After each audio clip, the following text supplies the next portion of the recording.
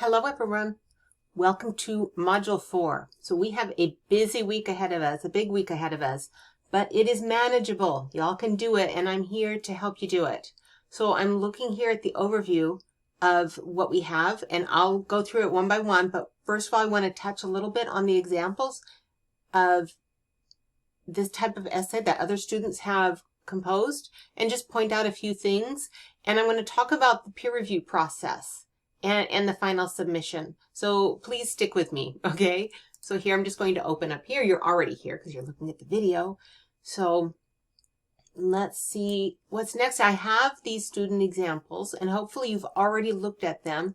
I invite you to look at them as fellow writers to see how these students have organized their essays, what they've focused on, how they've used their sources, how they have shared stories meaningfully.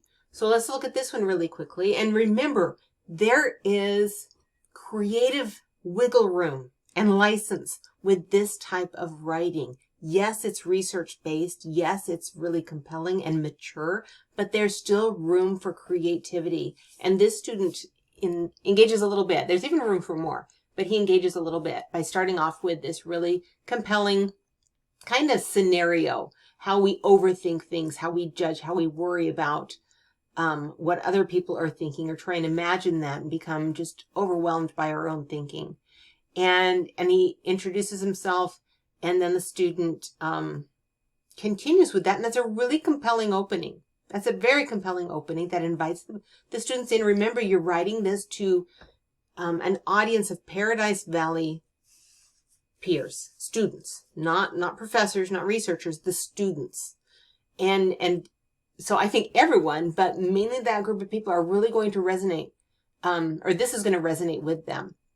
And so the author writes about that and explains it, opens up some, a little bit of vulnerability in their own kind of withdrawal because of those kind of worries. And then they share down here, clear on page 3, which is great, their thesis.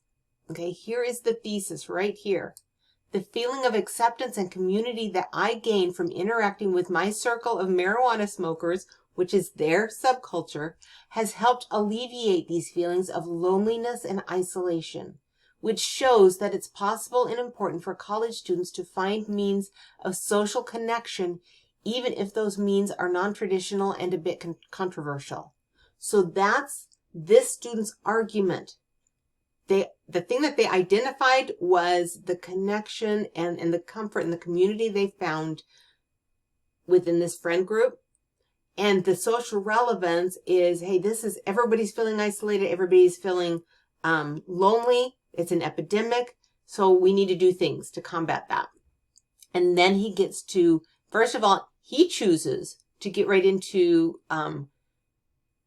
the secondary sources, okay, because he has chosen that decided that it is important for him to get some backup and some corroboration and some support to demonstrate that, yes, loneliness is a problem, even before he gets into his stories, okay? So yes, loneliness is a problem, and he does a fantastic job here bringing 3 sources together in conversation. So look at how he does that. And then he gets to the stories. And I love how he uses these little, pass to the left as almost, they're called dinkuses, the little dot, dot, dot, or the little scrolls that separate sections in some pieces of creative writing. It's fine here. It wouldn't be in a regular article, academic article, but it's great here. So look at how he tells his stories. Look at how he follows up his stories with commentary and explanation, okay? He doesn't just share a story and move on and just assume the audience is going to take from it what he wants them to take from it. He explains why it's relevant. So look over those examples. And the other one is a great one also. And this one opens up, brings in the stories. Look at the same thing. I'm not going to get into that one in as much detail, but use them and look for things that you can model.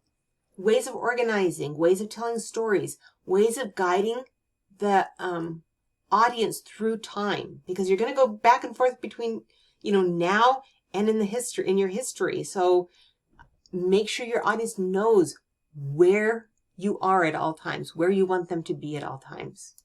So our peer review is going to start on Thursday, and we are going to be doing it this way. I know Canvas offers several options or several different ways of you doing peer review on Canvas, and you may have done it a different way for different classes, but this is how I want you to do it here. And I'm asking you to please do it this way. Please follow these instructions, because that's where I'm going to be looking for your peer review, and that's where your peers are going to be looking for your peer reviews. And so this is a discussion board. What you're going to be doing is you're going to simply, when you have your draft, and this is a rough draft, it doesn't have to be polished. It doesn't have to even be complete.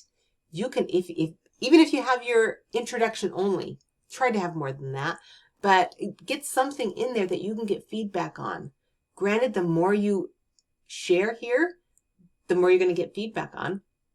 But once you do that, once you're ready, click, and not just when you're ready, by 9 o'clock Thursday morning, okay? Before that time, make sure you click on reply right here and come down here and attach a file of your draft, and then just post, all right? If you are working on Google Documents, follow these instructions. I made a little video right there. Follow the instructions and make sure that you share the document with anyone with a link. And once you do that, you can just simply copy and paste your link right here, and then you will post your reply. I'm going to cancel because I don't want to be involved in it. Within just like 5 or 10 minutes after that 9 o'clock due date, Canvas is going to automatically assign you 2 classmates' rough drafts to offer feedback on. All right. And what I want you to do is I want you to open up the worksheets and simply fill in these worksheets. You're not going to annotate your classmates' papers. Remember, we're not correcting one another. We're not looking for mistakes. We're helping one another produce everyone's best work.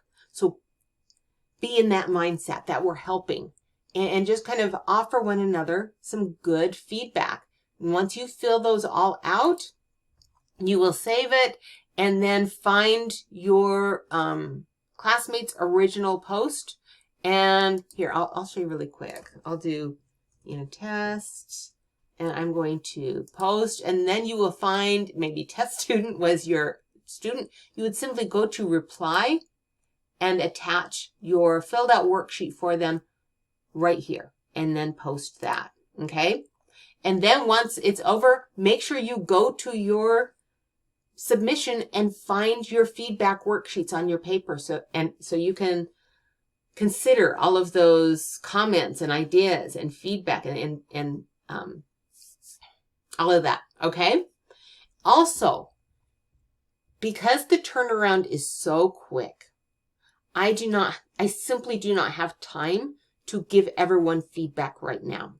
However, 2 things I want you to remember. If you want feedback, you can send me a Canvas message and ask me to do so, and I'm more than willing to do some really quick feedback that way. But also, once you turn in your, quote, final project, final draft, I will give you so much feedback. I will give you a ton of feedback on that. And remember my policy. If you get a B or lower, if you get an A, celebrate. Yay, you did great. And a B is great also. But if you get an 89% or lower and you look at my feedback and you say, okay, I get what I did. Oh, I forgot this section. And you want to revise and resubmit, let me know. Send me a Canvas message so I'll look for it. And then you have the opportunity to revise and resubmit, and I'll simply regrade it. So that's the way that I give my feedback. Okay. So that's going to be happening. And also Brain Fuse.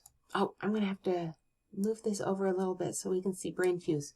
Okay, Brain Fuse is another opportunity where you can get feedback, and you can use this for any of your classes. It's always available on Canvas, and it is a professional tutoring service where you can submit your writing, and they will look at your draft, and they will annotate it and leave, comments and instructions and everything, and then get it back to you, usually within 24 hours with all of their comments. And so I want to encourage you to do that, and I'm going to give you credit for doing that. So you're going to, and I'm going to rush through here, but the directions are right here, but here is Brain Fuse right here. And you will launch Brain Fuse, And you could do live help. You can schedule a live help, but we're just doing the writing lab. And you'll click on that. You'll just kind of click here the, the category that works best. So it's kind of a research paper. We can do research paper because there's opportunities to offer more detail later on. So pick the citation. We are in MLA and different things that you want them to look at. So you might want, hey, is your thesis, developing support, you can do three things there. And then you can also right here include directions from the writing assignment. This is important. They need to know what the assignment is for them to give authentic and actually meaningful feedback if you're fulfilling the assignment right. So giving them as much as you can there. Attach your document, and then here again there's another opportunity for you to ask them to look for certain things, and then just hit submit. Okay, within about 24 hours you'll get a little notice up here that you have the feedback. All I am asking you, if we go back here, all I'm asking you is to, let me go back, is to start assignment and just submit their feedback sheet. You don't have to add commentary or anything. Now I have this in the module on Thursday, but I have the due date for the same due date as, that's Saturday night, as our final is due, our final draft is due, because it will take you a couple days to get it back. So you'll have to submit it as early as possible. Don't wait for Thursday because you want to make sure you get it back from them on time. But as long as it's in there by the final due date for the full draft, then I'll give you credit simply for doing it. Okay? So then the only other thing that we're going to be doing is submitting our final autoethnographic research essay, and that's going to be due Saturday night. Look over the rubric. Okay? I'll give points here on the rubric, but most of my comments are going to be right on the paper. I do a lot of annotated comments. And so that's where you'll find the comments, but look to see what I'm looking at. It's a pretty detailed rubric, but these are all the things that I'm going to be looking for, and you can use that as your final checklist. Okay? Let me know if you have any questions on any of this. And remember, I'm on Zoom. Let me go home.